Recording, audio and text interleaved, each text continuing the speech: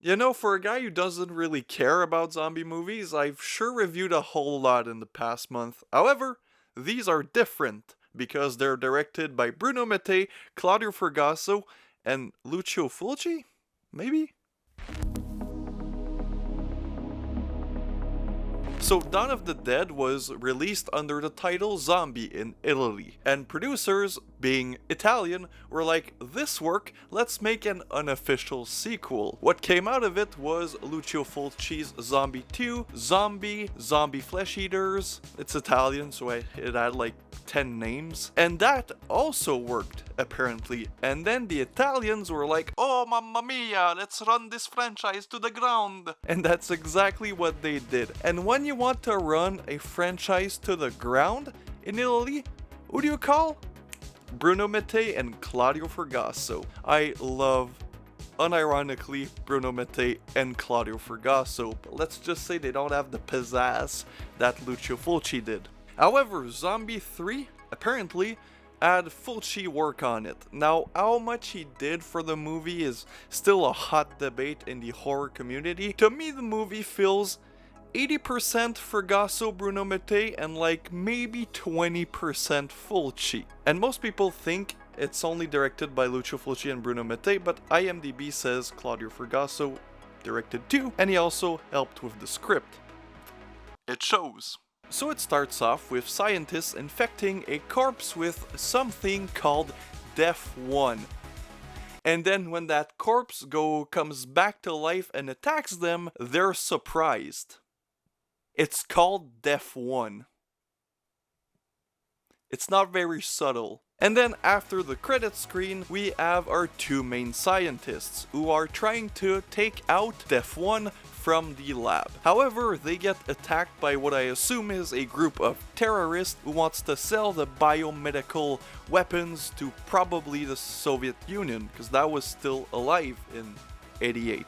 On the brink of death, but still alive. So of course, you know, since the military sponsored Death 1, they want it back and they don't want it in Russians' hand. So they take an helicopter and shoot the guy who stole the bioweapon. However, when they shoot him, they open the case that contains Death 1. You'll probably see that in this film, the military people aren't that smart. And then the guy who stole the bioweapon runs to a hotel, because this film is set on an island, just like Zombie 2. However, this is Paradise Island where people go to travel. So that guy that's now infected runs into the hotel and, you know, infects more people, turns into a zombie, kills the room service lady, but he finally gets caught by the military, whose solution is just to kill everybody.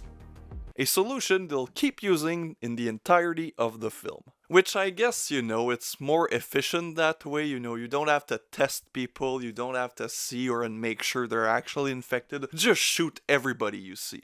And after that, the military, of course, burn the corpse. And then the scientists comes in, and he's like, what are you guys doing?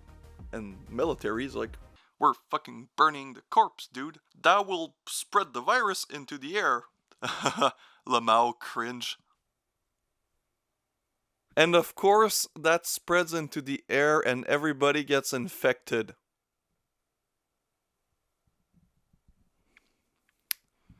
And the military solution? Kill everyone on the island. Of course. Then we meet our characters that will only, you know, be food for the zombies. They're these military guys that I guess are on break, and they follow this bus full of young ladies that seem very horny, and then they're horny, and then, you know, they get attacked by zombie birds. Not to be confused with Zombie 5 Killing Birds, which I'll eventually talk about. And the birds are a reason that the virus spreads, because they go crazy and kill people. This probably inspired Birdemic.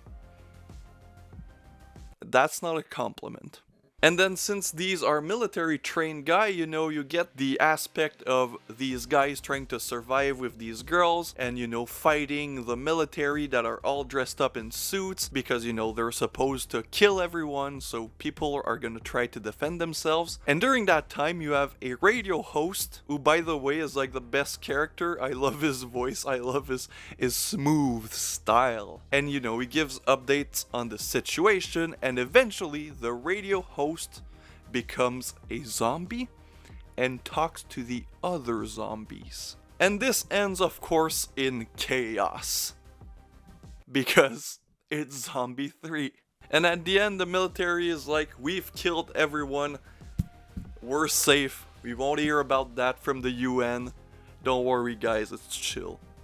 And then the scientists, yo, if it rains, everybody's gonna get infected. Ha! Cringe Lord Lamau.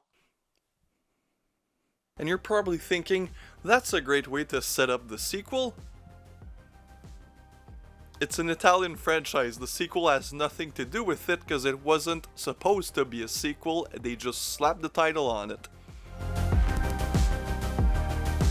So Zombie 4, which came out in 1989, 1 year after Zombie 3, and it's also known as After Death. Zombie Flesh Eaters After Death.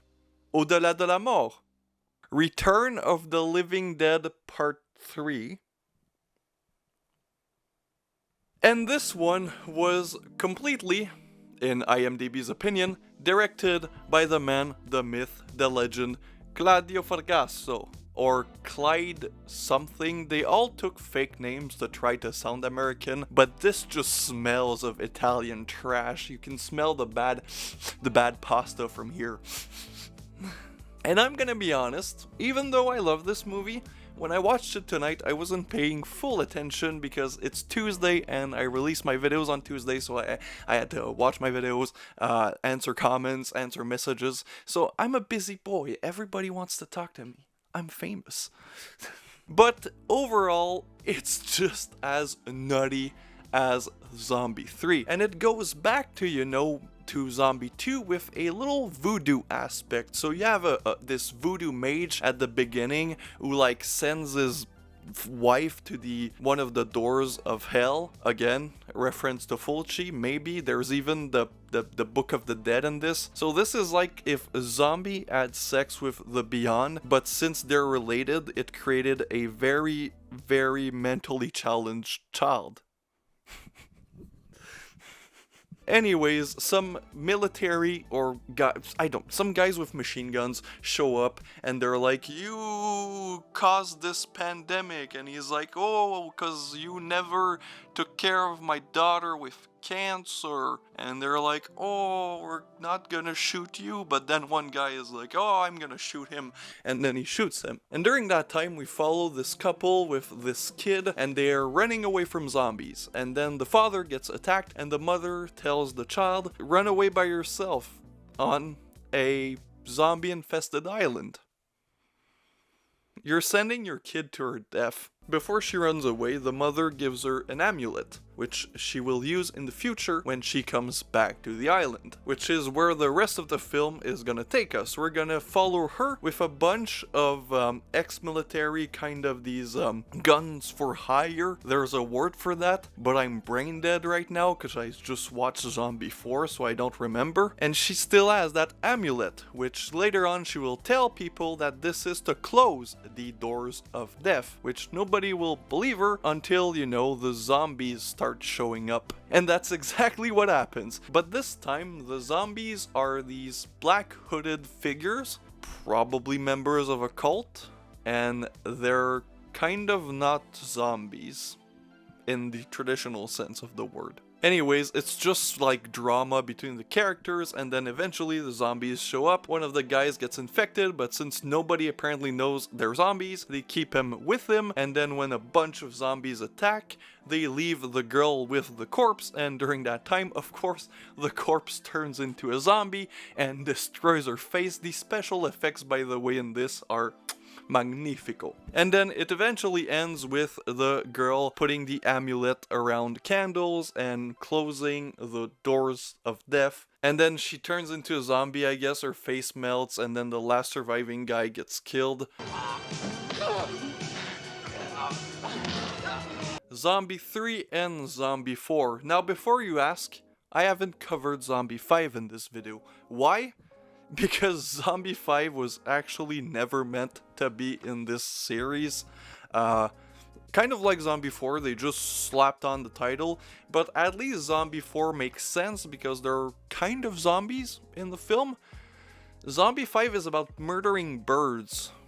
Also, that movie is such a weird trip of bad filmmaking that it kind of needs a video on its own. So, if you're down for some cheesy, spicy Italian zombie flicks for this November season for Thanksgiving dinner for you Americans, throw on Zombie 3 and Zombie 4 and watch people just get destroyed. Also, I have a soft spot for anything that involves Bruno Mattei, Claudio Fragasso, and an actual talented filmmaker like Lucio Fulci.